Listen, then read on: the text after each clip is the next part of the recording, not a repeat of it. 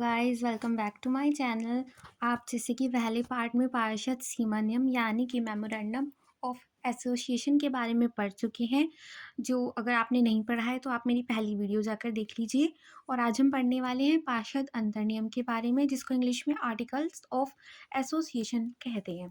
पार्षद अंतर्नियम कंपनी का दूसरा महत्वपूर्ण प्रलेख है जो समामेलन हेतु रजिस्ट्रार के पास दाखिल किया जाता है। यानी कि जब हम अपनी कंपनी बना रहे हैं तो हमारा पहला सर्वप्रथम महत्वपूर्ण प्रलेख होता है पार्षद सीमा नियम, और जो हमारा दूसरा महत्वपूर्ण प्रलेख है वो होता है पार्षद अंतर नियम।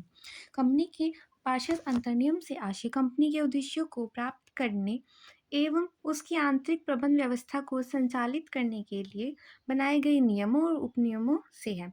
इसका मतलब ये है, जो हमारे बाहर की लिमिटेशंस है वो तो हमारे पार्षद सीमा नियम बताता है, पर जो हमारी आंतरिक प्रबंध व्यवस्था यानी कि जो हम कंपनी के अंदर हमारे जो रूल्स वगैरह हैं उनके बारे में हमें पार्षद अंतर नियम बताता है।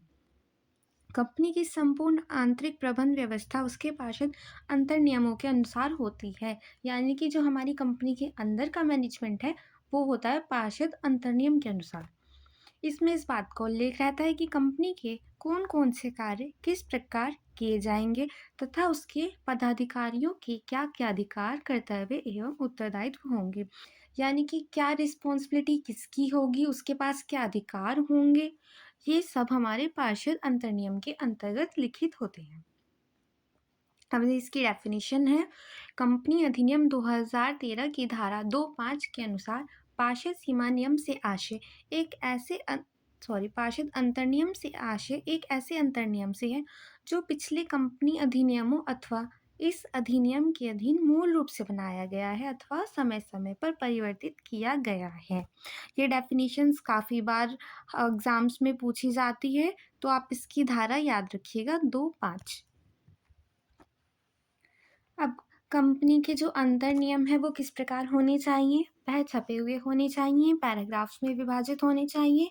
अंतर नियम पर हस्ताक्षर करने वाले प्रत्येक व्यक्ति जो हमारे वो द्वारा हस्ताक्षरित होने चाहिए। अंतर नियम पर हस्ताक्षरित करने वाले व्यक्तियों द्वारा उस पर अपना नाम, पता, व्यवसाय एवं अन्य विवरण दिया जाना चाहिए। यानी कि जो उनकी बेसिक इन्फॉर्मेशन है वो दी जानी चाहिए तथा उनके हस्ताक्षर कम से कम एक साक्षी द्वारा प्रमाणित किए जाने चाहिए।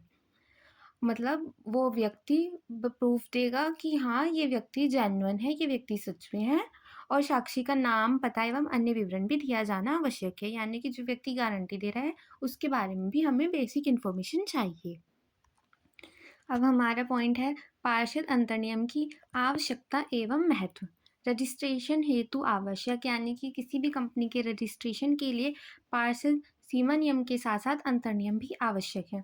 उद्देश्य प्राप्ति में सहायक, क्योंकि इसके अंतर्गत ही हमारे कार्य, उद्देश्य वगैरह लिखित होते हैं और उसी के अकॉर्डिंग हमें काम करना है, तो इसलिए उद्देश्य प्राप्ति में सहायक है।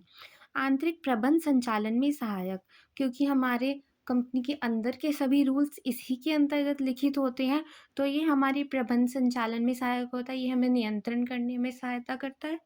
पारस्परिक समझौता, जो पार्षद अंतर्नियम होता है वो कंपनी के सदस्यों का सदस्यों के प्रति और कंपनी के प्रति एक समझौता होता है कि हमें ये कार्य इस लिमिट के अंतर्गत करने हैं।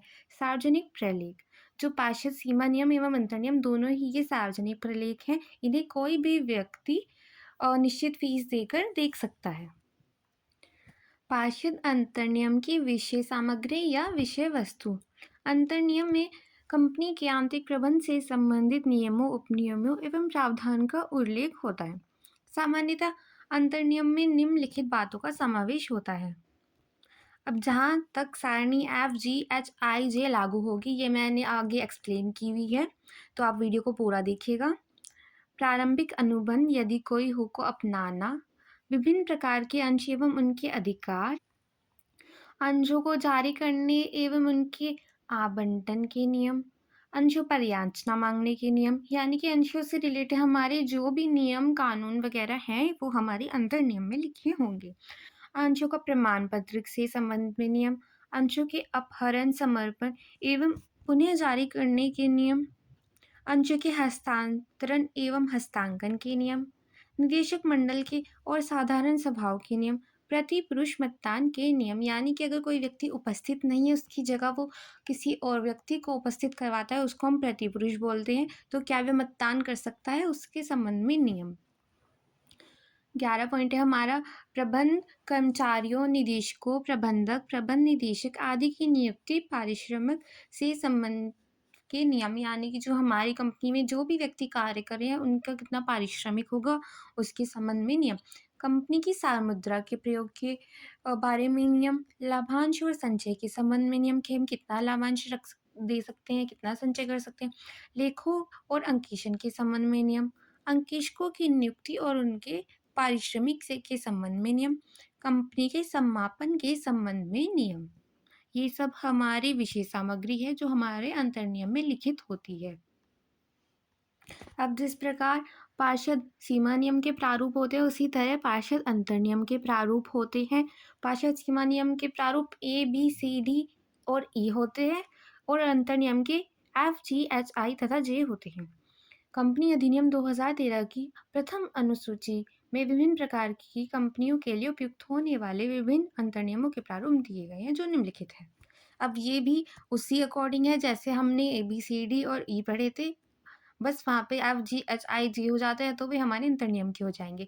जैसे तालिका F अंशों द्वारा सीमित कंपनी के लिए, तालिका G गारंटी द्वारा सीमित कंपनी जिसमें अंश पूंजी है, तालिका H गारंटी द्वारा सीमित किंतु अंश पूंजी नहीं है, तालिका I असीमित कंपनी जिसमें अंश पूंजी है तथा तालिका J असीमित कंपनी जिसमें अंश पूंजी नहीं है। गाइस, आई होप आपको मेरा वीडियो ये अच्छा लगा हो। अगर आपको कोई डाउट है आप कमेंट कर सकते हैं। Thank you for watching.